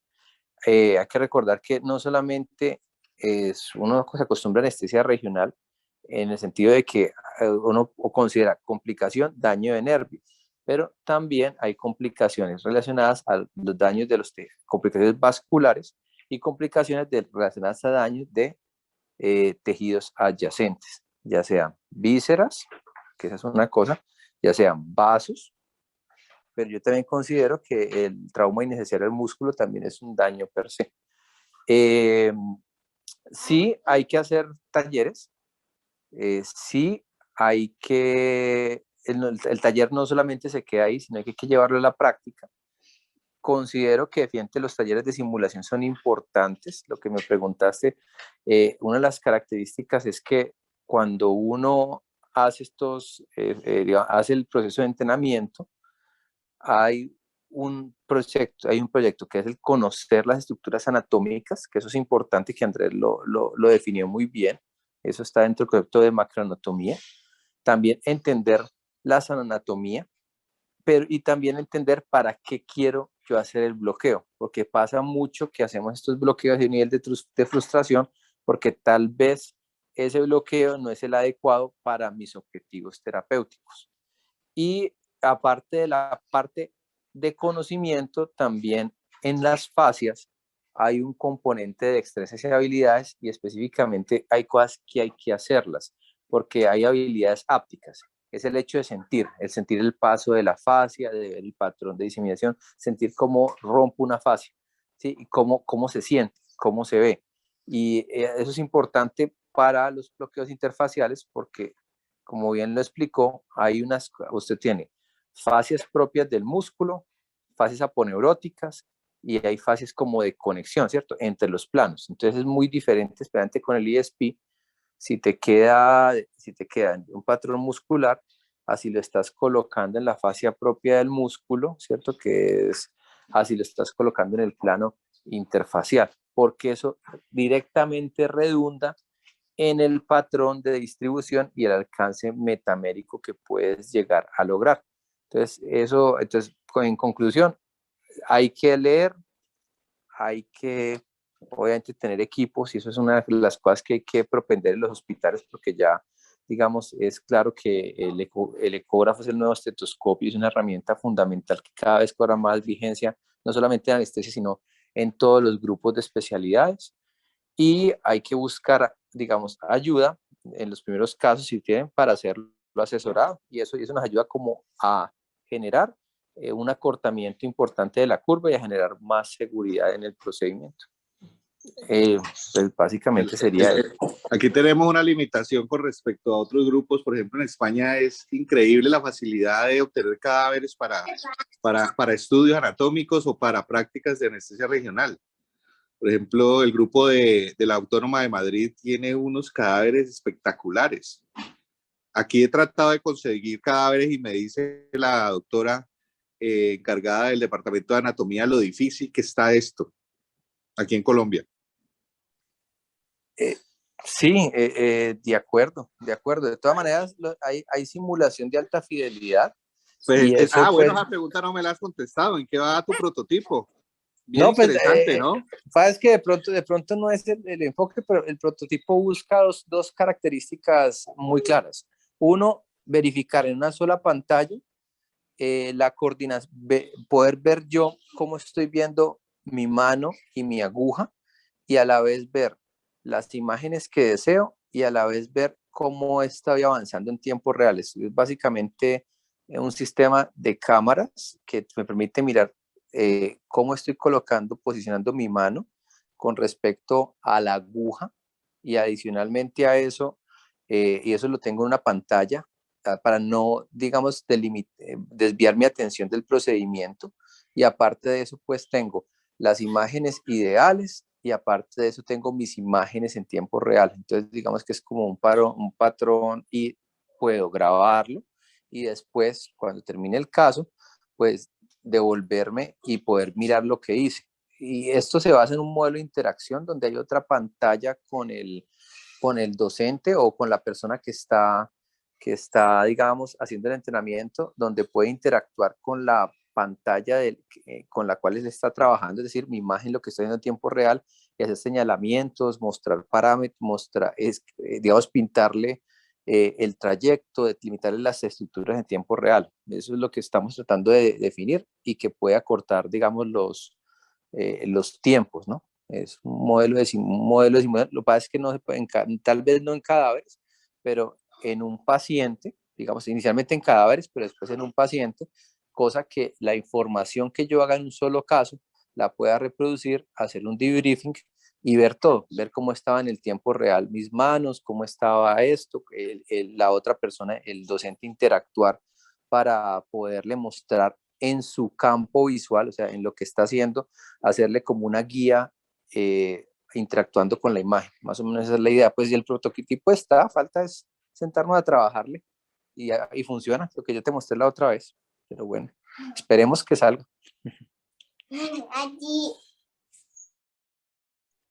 Y Andrés, felicitaciones, me pareció muy buena charla. Digamos que deja más dudas en el sentido de que, pues, obviamente es un tema muy amplio, pero es mostrar, digamos, todo lo que se ha generado en estos últimos años y, pues, es seguir revisando frecuentemente la evidencia porque va a salir más evidencia y cada vez va a colocarlo en un contexto. Dime. Bueno, los dos Andrés, que se la hice ahorita en la tarde cuando estuvimos revisando los puntos de la revisión, el tema de en las cesáreas, los bloqueos los ponían antes de la cesárea como tal.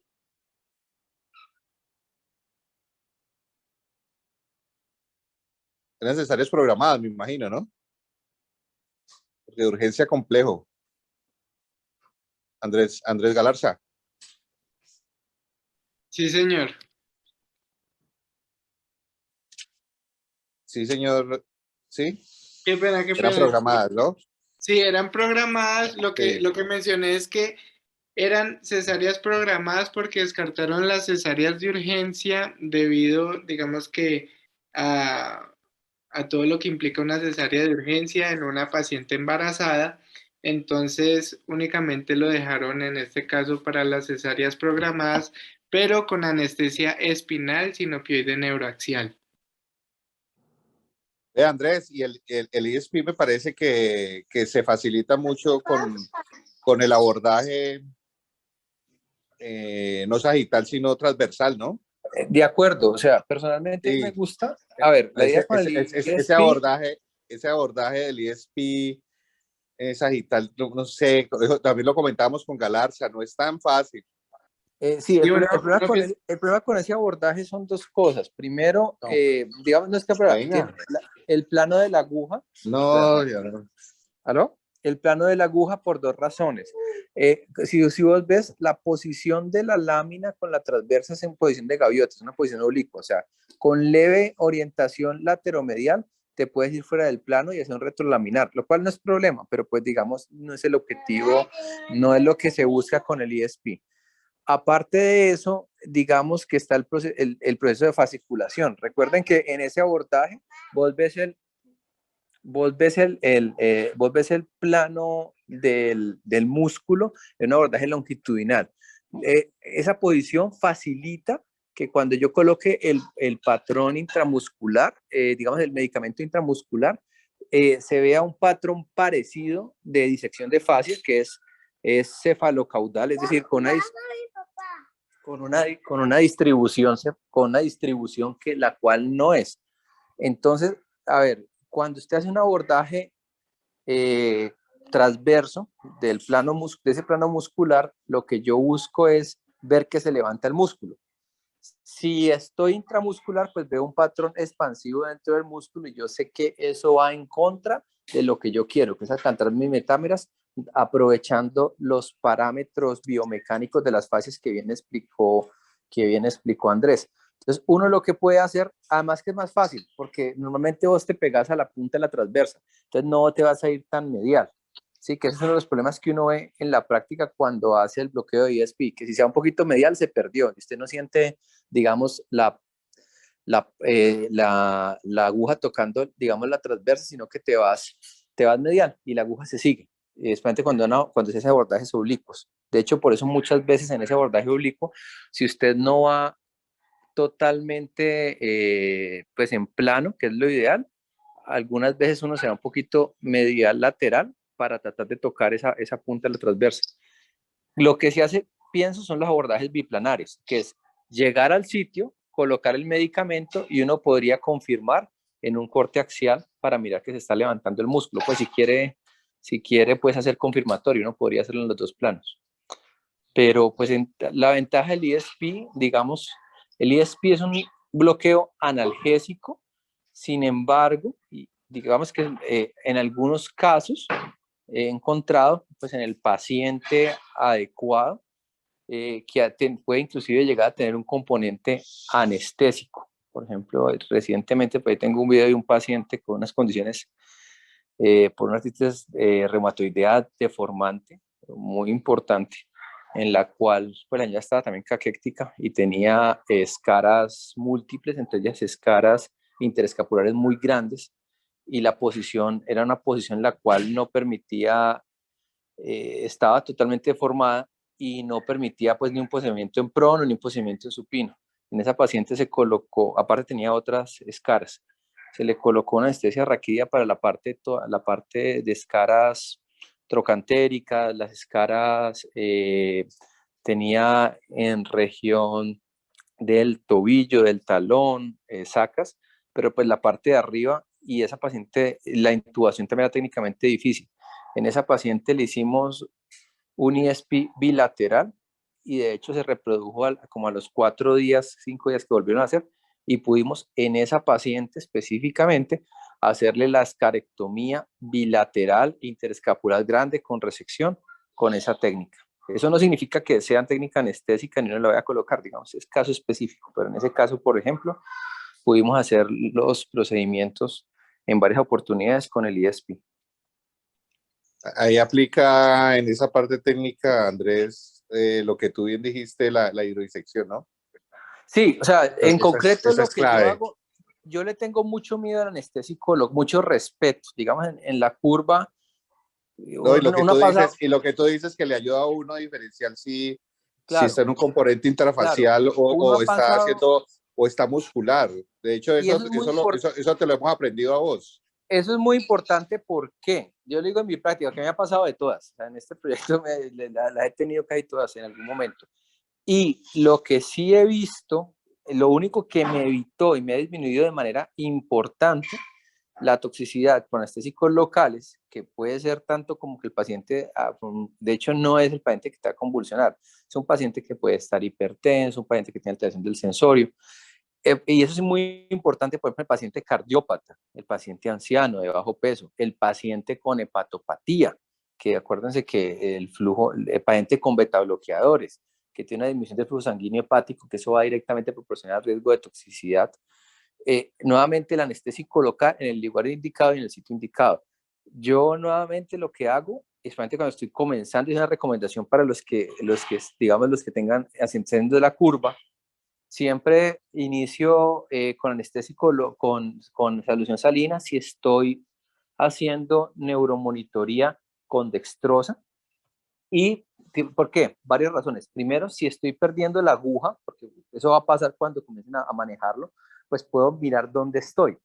Es decir, la hidrodisección me permite mirar el punto y me puede hacer una inferencia de la aguja. También me permite saber si no estoy. Si yo hago hidrodisección y no veo, pues es que no estoy. Y tercero, aun cuando voy en plano, me permite hacer una hidrodisección inicial para hacer una expansión de la fascia antes de colocar el anestésico.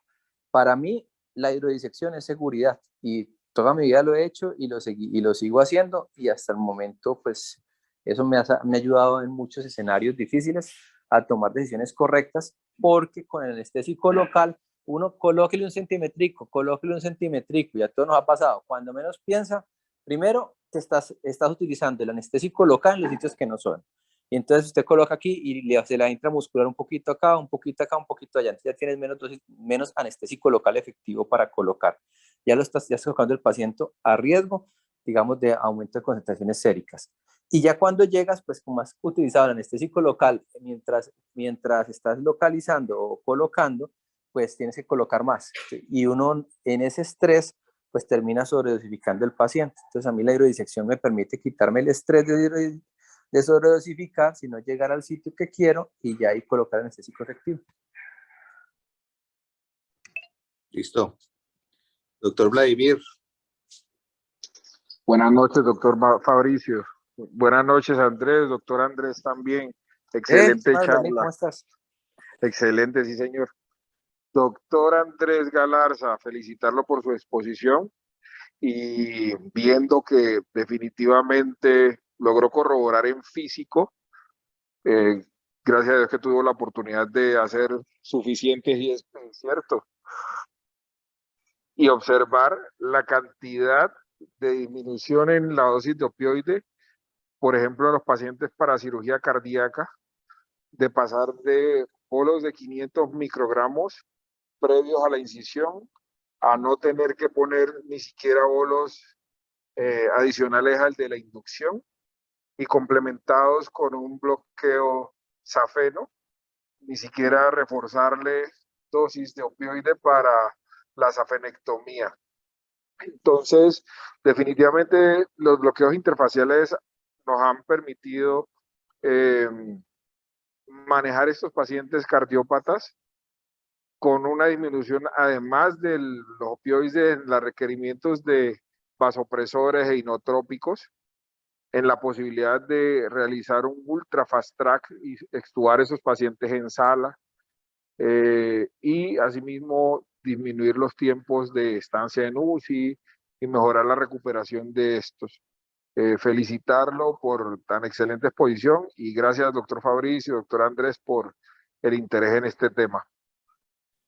Gracias, doctor, y efectivamente sí, con usted en la rotación de cardio tuve la experiencia de ver cómo los requerimientos de opioides intraoperatorios disminuían mucho, pues, de una manera muy significativa cuando hacíamos el ESP previo a la cirugía y lo complementamos también para la safenectomía con un bloqueo del canal de los aductores. En verdad que los resultados eran muy, muy prometedores y pues tenían un beneficio muy bueno con los pacientes a los que lográbamos extubar rápidamente en el quirófano. Fue Exacto. una experiencia muy grata. Muchas gracias, profe. Lastimosamente, lo que no pudimos hacer, y quería preguntarle al doctor Andrés, es qué experiencia tiene el dejar el catéter, a qué dosis y qué concentración maneja o qué velocidad de infusión maneja en el caso de Mira, dejar catéter. en la práctica con los bloqueos de fascias, digamos así, dame un segundo, Juan. Las infusiones, el problema de las fascias es que son fascias, o sea, en sí mismo pueden tener septos y la distribución no necesariamente siempre va a ser la mejor. De hecho, algunas veces toca hacer en dos puntos.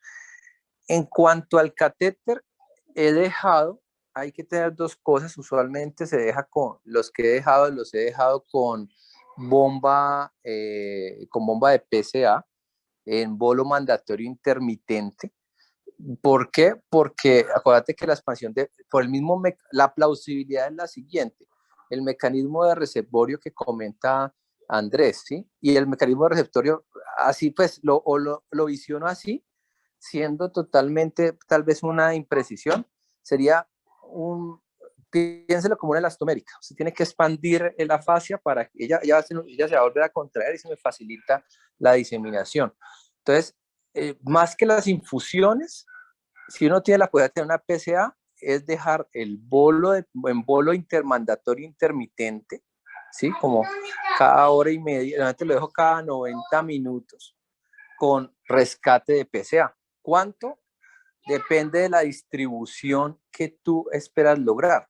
Es igual que entonces, normalmente son bolos para torácica, siempre son bolos de 10 cc, ¿no? Estos no son bolos pequeños y se deja rescates de PCA en bolos de 5 cc. Normalmente eso se puede programar.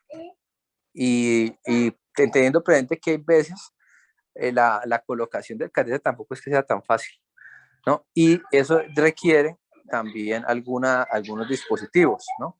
Porque realmente hay dispositivos de catéter que son un catéter montado sobre aguja, que a veces es un poquito más fácil, o hay como la TUJI, que es catéter a través de la aguja. Eso también te varía como la posibilidad de colocación. En lo personal, digamos que por los bloqueos profundos, teniendo riesgo, lo bueno del catéter montado, generado en agujas, que son agujas de TUJI, pues, son un poquito más rígidas para trabajar.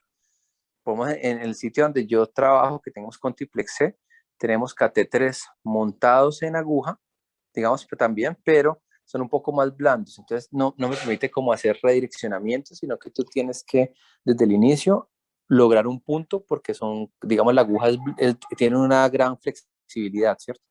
Entonces, en ese orden de ideas, me gusta más pensar un catéter tipo TUGI, ¿sí? Un catéter de nebrar, pero para eso, y previamente ir disecando el sitio y colocándolo. Sí lo he colocado, pero entonces lo que digo, para en concreto la pregunta, bolos mandatorios intermitentes con rescate, más que infusión, en fases, es mi percepción. Con ese respecto. Ahí tienen los residentes y tenemos nosotros un nicho de mucho estudio que podemos empezar a desarrollar y empezar a producir nosotros también contenido académico. De acuerdo. Y este tema se presta para mucha investigación.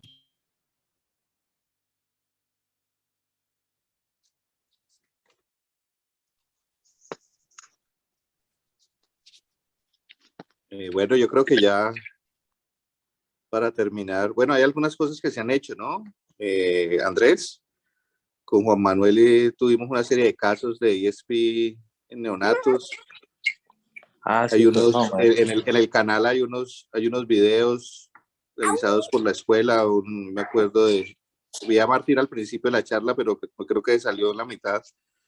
Un video que hicimos de ESP que está ahí en el canal también, con una de las egresadas de acá, la doctora Karen.